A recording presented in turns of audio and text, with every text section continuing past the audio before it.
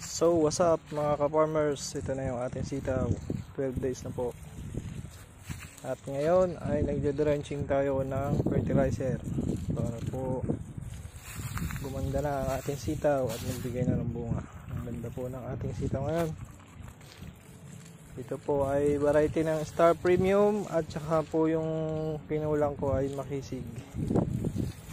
Bali drenching tayo ng abono, ito yung technique natin mga farmers para maluwan. Ang gamit natin na abono ngayon ay calcium nitrate, 2.5 kilos sa 1 drum. Tapos sinaluan natin siya ng Mancozeb para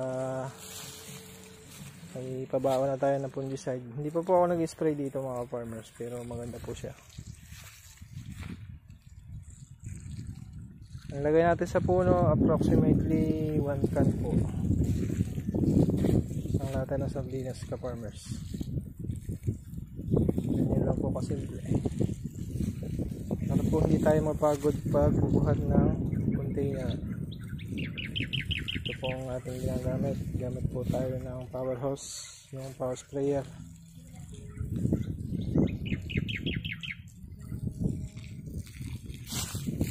Ayan po, ganda po ng sitaw natin.